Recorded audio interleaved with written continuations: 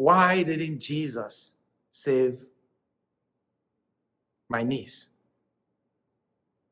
Where was God?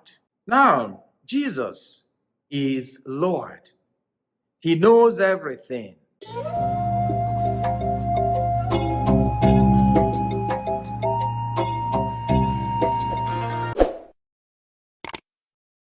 I'd like to dedicate this homily to my beloved niece, Natasha Ilo,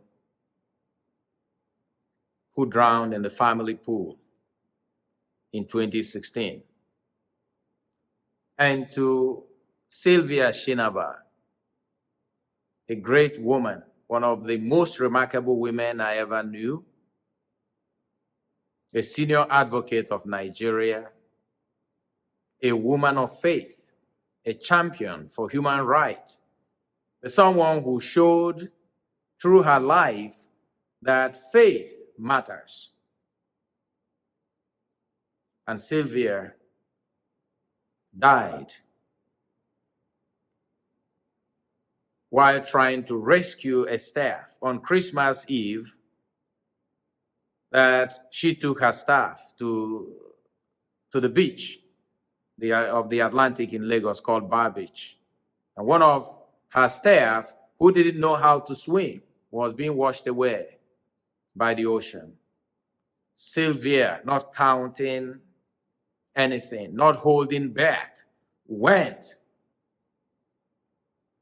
trying to rescue this woman, and both of them drowned in the Atlantic. I'd like to dedicate this homily to the memory of Sylvia and Natasha. How many friends have we lost in the ocean, in the lakes, in the pools? And the question that I have always asked, and I think a lot of my family members, why didn't Jesus save my niece? Where was God when this remarkable woman, Sylvia, went to save the life of another and died in the process?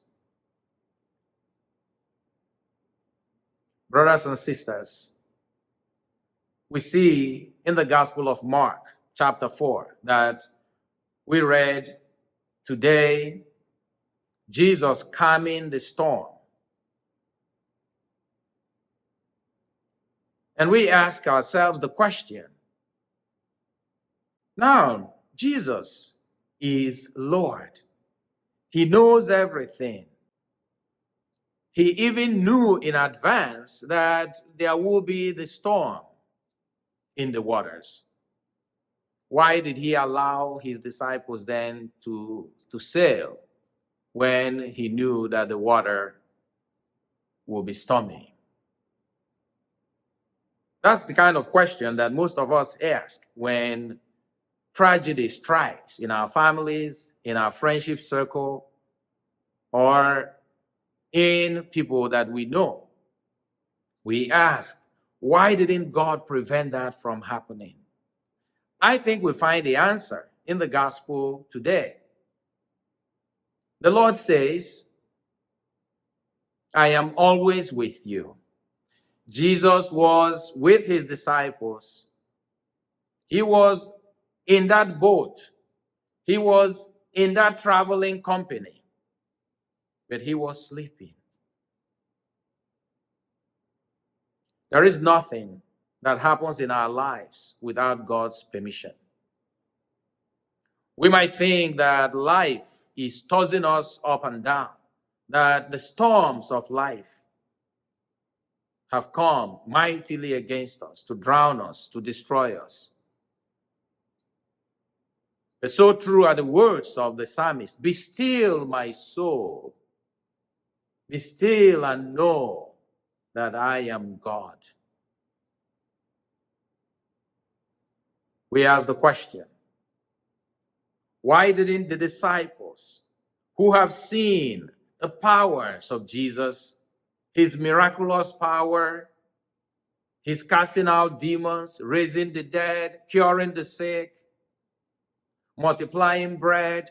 Why didn't they know and believe? Why didn't they have the faith that Jesus was with them? And nothing will happen to them without God's permission. And even if God allows it to happen, that God will glorify God's self through whatever bad things that happen in our lives. Why didn't his disciples have faith? The Lord says, you men of little faith, why are you afraid? Just like we heard in the first reading, God says to Job, where were you when I made the earth and everything? When I organized the water, when I made the mountains, where were you? I will say to each and every one of us, when God knit you together in your mother's womb, why are you afraid? The gospel today ends with his disciples asking that Christological question.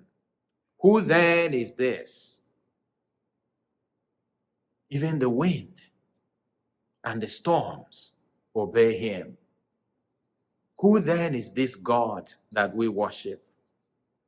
Who then is Jesus Christ that we believe in? That is also the question that each and every one of us must answer in faith. For the miracle that is presented to us in this gospel is only a sign to teach us or to answer the question, who then is this?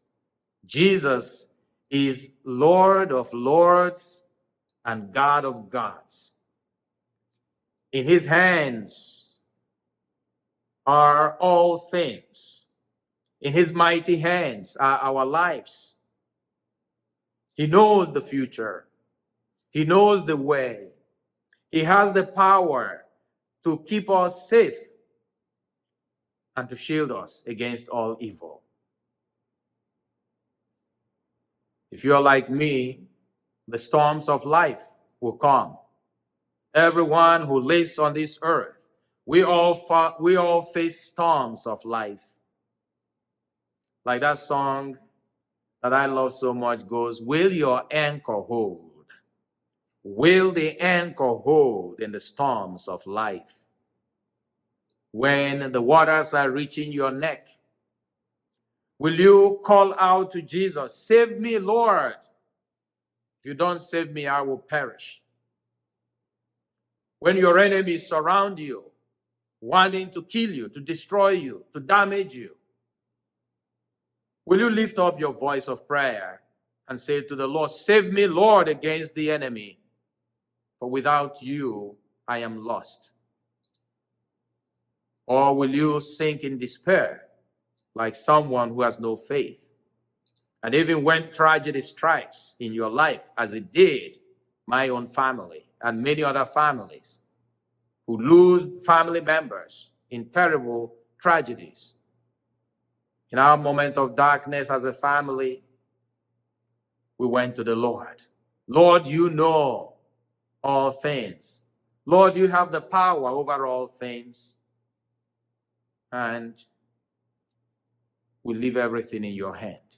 For we know that no matter how heavy the burden of life is upon us, O Lord, you will make it lighter in your own way and in your own time. So, brothers and sisters, let us recognize the one who is traveling with us, Jesus Christ. Let us affirm his presence at the beginning of our voyage, during our voyage, and at the end in thanksgiving. May you never travel alone. Travel always with the Lord. Through prayer, recognize the one who is with you. For he promised us, I am with you always, not sometimes, always, even till the end of time. And if you're passing through any storm in your life, I pray that the strong hand of the Lord will hold you firm, that God will keep you safe. And no matter what it is that comes your way, that God will see you through. For he has promised to be with us as the shepherd of our souls. The Lord is my shepherd, I shall not want. Even if I walk in the valley of death, I shall fear no evil, for you are there always with us, my God.